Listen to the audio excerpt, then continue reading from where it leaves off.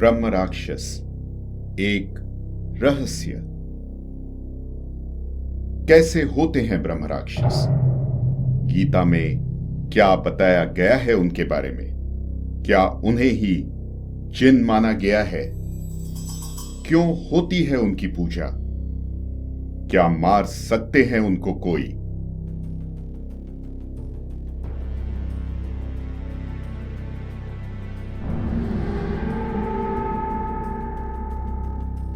नमस्कार दोस्तों, आप सबका विटी सेज में स्वागत है। इस वीडियो में हम आपको इन्हीं कुछ सवालों के जवाब देने की कोशिश करेंगे। हिंदू धर्म में गति और कर्म के अनुसार मरने वाले लोगों का विभाजन किया है। भूत, प्रेत, पिशाच, कुष्मांडा, ब्रह्म राक्षस, बेताल और क्षेत्रपाल, उक्त सभी के उपभाग भी होते हैं। आयुर्वेद के अनुसार 18 प्रकार के प्रेत होते हैं।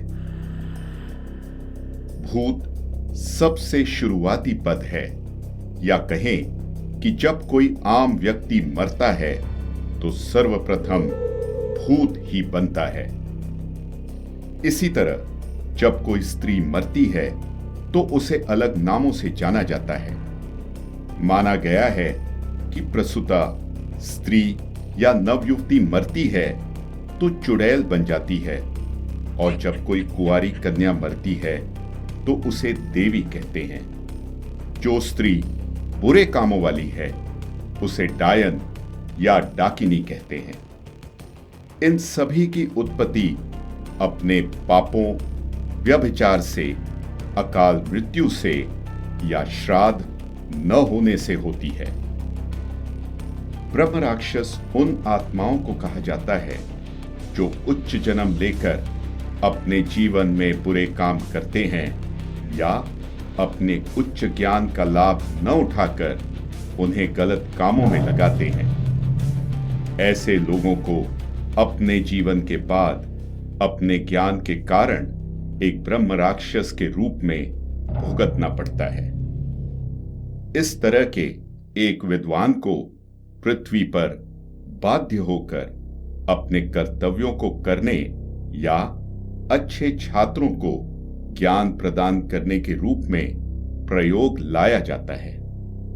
जब कोई व्यक्ति ब्रह्म राक्षस बन जाता है तो ऐसा व्यक्ति बहुत ही शक्तिशाली बन जाता है। वह हमेशा खामोश रहकर अनुशासन में जीवन यापन करता है। इसे ही जिन कहते हैं।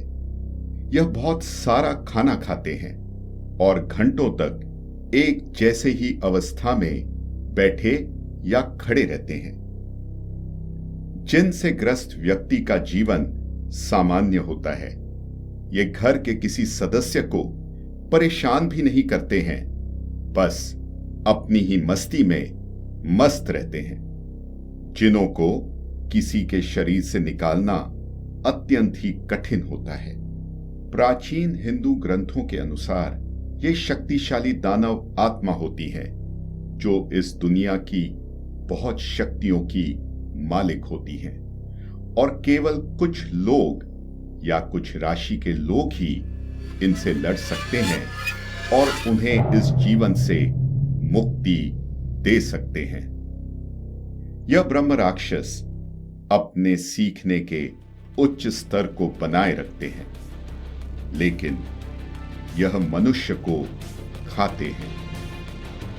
वे अपने पिछले जन्म की बातें, वेद और पुराणों का ज्ञान अपने साथ अपनी यादों में रखते हैं। दूसरे शब्दों में उनका आधा हिस्सा ब्राह्मण और आधा हिस्सा दानव का होता है। गीता में भी ब्रह्म राक्षस का वर्णन है। गीता के 8वें अध्याय में बताया गया है कि ब्रह्म राक्षस वह व्यक्ति था जिसमें ब्राह्मण और राक्षस दोनों के गुण थे। एक ब्राह्मण दंपति के बारे में बताया गया कि अति ज्ञानवान होने के बावजूद वे मांस खाते थे। चोरी करते थे, व्यभिचार करते थे और इसके कारण मृत्यु के बाद ब्रह्म राक्षस बन गए।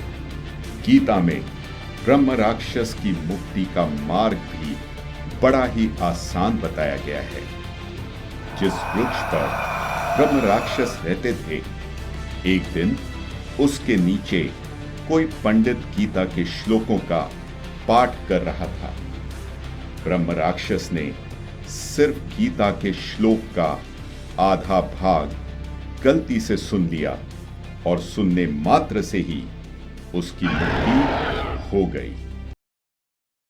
आज भी भारत के मध्य और दक्षिण भाग में यानी महाराष्ट्र और केरल में ब्रह्म राक्षस के मंदिर पाए जाते हैं या फिर मंदिर के बाहरी दरवाजे पर उनकी मूर्तियां होती हैं जिनकी पूजा की जाती है।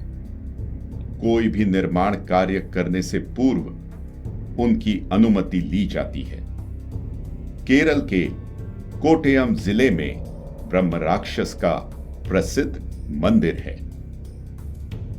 तो दोस्तों, यह थी ब्रह्म राक्षस की कहानी। कैसी लगी आपको यह वीडियो हमें कमेंट सेक्शन में जरूर बताएं और ऐसे ही माइथोलॉजी से जुड़ी वीडियोस देखने के लिए हमारे चैनल विटी सेज को सब्सक्राइब करें।